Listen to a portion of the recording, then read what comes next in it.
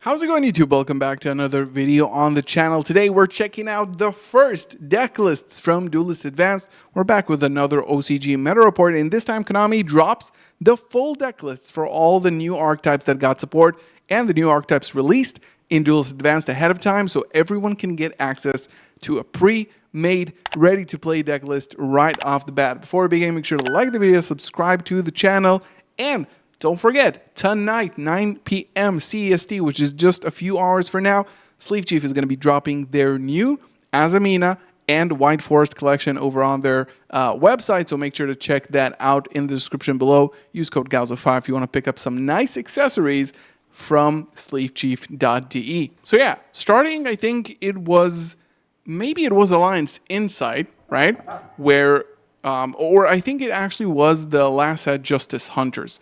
Konami, Japan, obviously, our Konami would never do that, is dropping full deck lists ready to play on their channel. This is the best chance to see kind of what Konami is thinking the best way is to play this format and these new decks. Now, it's not going to be completely optimized, but this is the only reference we currently have for those decks, so I think it's really interesting, and I think they are building it rather competitively. So let's check it out. First of all, of course, following the new anime, we have Sky Strikers. This is going to be the deck they choose to play.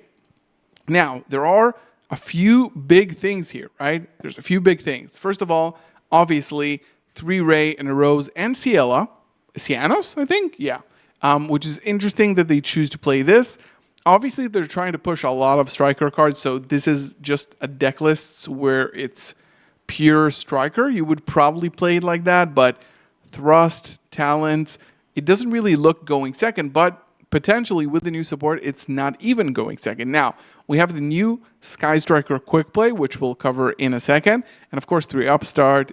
We got some droplets here. Maxi still in decks. Now, there's actually 2 new links in the extra deck. We have Sky Striker Ace 0, which is the new Link 2, which is actually a crazy, crazy card. We'll look at that in a second. And the Sky Striker Link 1, which is also a pretty broken card that is actually releasing outside of the set. I think this was a V-Jump promo release. Now, this is going to be the quick play, courtesy of a card cluster here.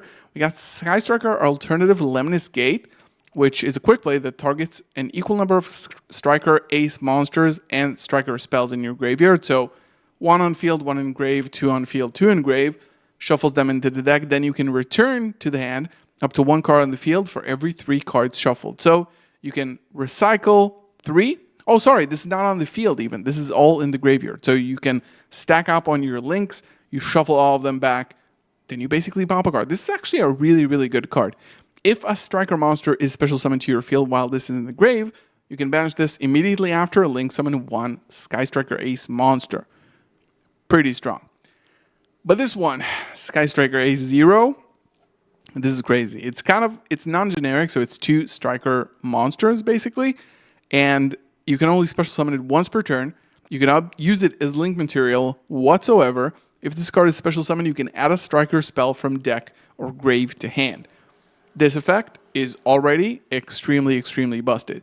And as a quick effect, you can tribute it and special summon 1 Ray and 1 Rose from deck or graveyard. Then you can destroy 1 card on the field. So you can get rid of it really, really easily. I can definitely see why this is a 2 of in the deck. Honestly, incredible card, and striker seemingly looking really good for the next format. This one I'm not particularly excited about because this is essentially a stun deck. You can also see what's missing here is the extra deck. They're not playing an extra deck. Now, Monarchs are obviously getting new support, and one of the main pieces of support are going to be Ados, the Underworld Monarch. If it is normal or special summon, this, of course, is a tribute summon deck, but on special, seems weird. You can add a Monarch spell trap or 1 monster with 2800 attack and 1000 defense from your deck or grave to your hand, which is going to be all the Monarchs. You can declare an attribute, choose 1 monster on the field to become that attribute. If you attribute summon the monster with 1000 defense and 200 attack or more, while this card is in your graveyard, you can either add this card to your hand or special summon it. This is mainly going to be to stun your opponent, and specifically with no extra deck, you can play the Monarch field spell that basically is a skill drain for your opponent unless it's basically Mystic Mine, right? So, Monarch, take it or leave it. I think this one is definitely the most exciting of the bunch. This was revealed also last. And this support, holy crap. This is really, really good. We got the Gold Tiger here, which is going to be your normal summon that basically starts off your combo, adds a Lunalight card, and then discards as part of the effect. You can then access many, many, many different scenarios. Of course, Lunalight is sort of like a graveyard field deck that just bounces resources from the field and then continues, of course, to play from the graveyard. And now has a lot of really good fusion support, and specifically an ability to add polymerization, which now becomes even better because Lunalight wasn't really that much of a fusion deck before. You usually probably would go into rank 4s before that, not really use it as like a pure deck, but maybe play it with dangers, stuff like that. This is what happened in the past.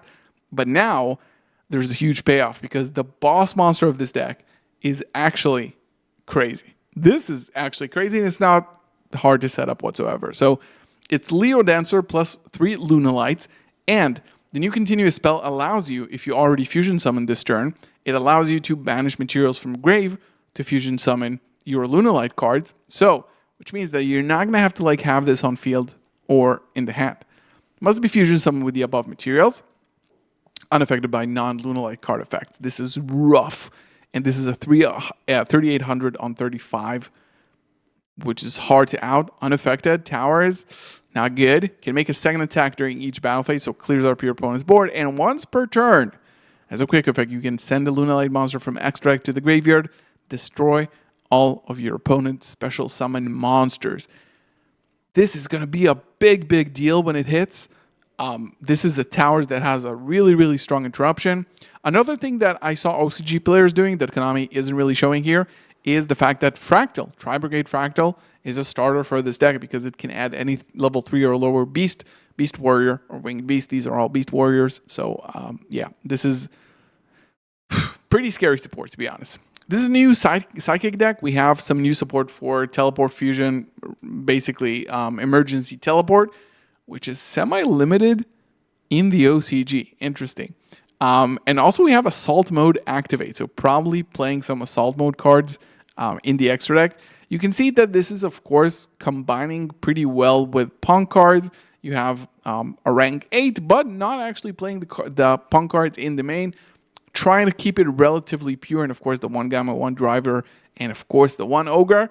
Seems like somebody knew what they're doing. Now, this is the new quick play. You can see that they're playing one of this here.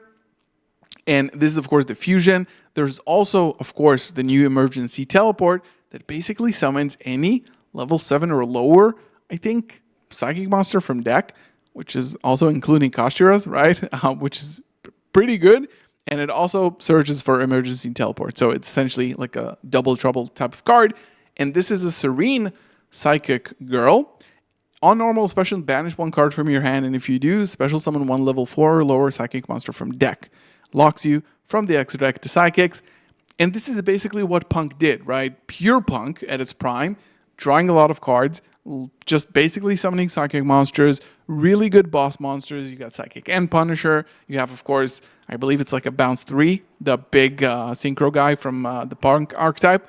Really, really good. And again, another 1-card combo starting emergency teleport, which is now searchable. Yeah. This is probably the one I'm most excited about. I also made a video about it on the channel already. This is going to be Artmagia and Medius the Innocent. This is going to be the new lore fusion deck. Essentially, what this deck does is right now very little. It has a really good field spell that can search multiple Artmagia monsters as long as you keep discarding spells on chaps. And this is why the Blackout Lefts is in this deck. And you can see that most of the deck is comprised out of just a ton of spells and traps. You probably wouldn't play this much. Also, Medius is a starter because it can add you Artmagia cards. And essentially, it can add, I believe it's called an Imprisoned Deity. Adds this guy, special summons it from deck, by the way. Yeah, this one can fusion, and then you can go up to the Artmagia fusion monsters. This is only the first wave, and on release, seemingly very, very promising bones. Again, this is Medius. This is going to be the new Fallen Valbaz. Almost has the same stats as well, but this is a Dark Fairy. Yeah. And lastly, this is like basically the cover of this deck. This is a new Gaga Dododo Xyz whatever. I don't really think that this is going to be anything close to competitive, but of course this is like the title card of the set, playing double or nothing, and of course a lot of rank 4 material that can just climb up to higher and higher ranks. They have the new rank 0, of course, which is really good, but this set is looking really good, especially, I'm going to say, like, personal bias. This fusion archetype looks really, really good. So I'm really, really interested to have this come out in the TCG, hopefully sometime in the future. It's going to happen, but it's just going to take some time, and not in time for this year's Nationals. Thank you so much for watching another OCG meta report. Next one, I believe, we'll be back to actually seeing these decks in a meta environment. Don't forget that Malice, Yummy, K9, and Dragentail are still a thing, and these are the best decks in the OCG. Thank you so much for watching once again. I'll see you in the next one. Peace.